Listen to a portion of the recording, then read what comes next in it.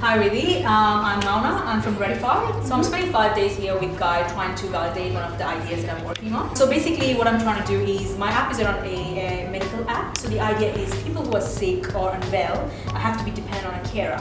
So we want to take that away and make them more independent, being able to deliver prescription medication to their house. What I actually wanted to do is sort of go out and talk to customers or the users. So I wanted to sort of talk to you about how I can actually go and do some interviews, or the techniques that we use to do some interviews, because I've honestly never done it before. So generally when we run interviews, we run a lot of them during the day. So we would have 3 or 4 slotted sessions during the day. The only thing that we keep in mind is that we have around half an hour to an hour after each session to kind of do a brain dump. When you're doing a lot of these sessions back to back, you tend to lose or kind of, it becomes a mishmash in your head of who said what. Yes. So it's better to do a debrief right after the session, so it's still fresh in your mind and you're not missing anything. Very first thing I do is I identify my customer persona that I want to talk to. So you identify the broad groups. So this is what we call a customer team. Maybe at one end of the spectrum you can have, busy office workers. On the other end of the spectrum you could have, single, aged, without a carer. At each of these hypotheses, because we want to validate or invalidate them, we ask a lot of questions around these to figure out if something is true or not. There are qualitative or in-depth interviews, and then there are quantitative interviews. So the way I generally do my interviews, intro, / rapport building, I will have 2 or 3 versions of my interview. So I will have the 5-minute version, I will have the 15-minute version, I will have the 30-minute version. Right. So the 5-minute interview would be short and sharp. You just directly ask them about the problem.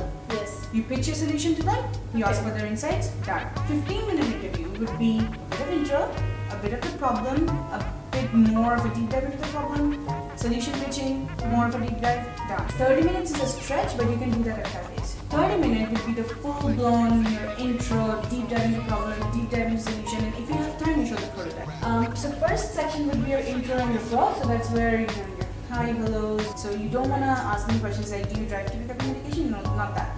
You would say, so let's say you wake up on a day when you have to get your medication. What does that day look like for you? You don't want to lead them to answers. You want to look for the golden nugget. So once you're done with that, you go into the problem. What are some of the pain points you have around driving to pick up your medication? What do you think of that experience? If there is one thing you could, take away from the experience to make it better, what would that be? So you keep on probing. Once you're done with that, generally people would give you pain points. If you just say what are some of the pain points. Now solution is when you do your pitch. You can take them through your prototype. So you can try a gaddy pitch. You can say, so you know how you just said all these are your problems.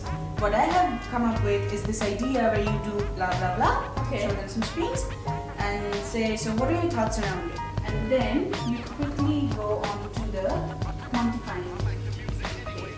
What I mean by quantifying is what are they happy to pay for this? They might say, oh, what do you mean cost? I would expect this to be free. 2 things there. The first thing is it might just be the customer who's not willing to pay and you don't focus on that. If you see 90% of the people are saying they won't pay for this, is this really something that is a strong enough value prop for you to charge for it? They say, yeah, I guess I'll pay for it.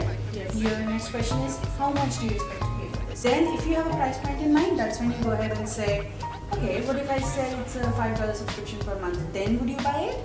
Yes. Sort of thing. Okay. So you probe like that. Then you ask, are there any questions that you would like to ask us? Okay. Would you be... And the last question that you sometimes ask, so basically, is there someone else that you can think of that we should be talking to? So sometimes we can be really tunnel vision and we don't see the people around us. So, the pharmacy, the drivers, the user, all good. But there might be another 4th player that we are not even thinking about right now. Depending on your time, the number of questions would be different for each of your type of interview. Yes. But that's the generic structure to follow.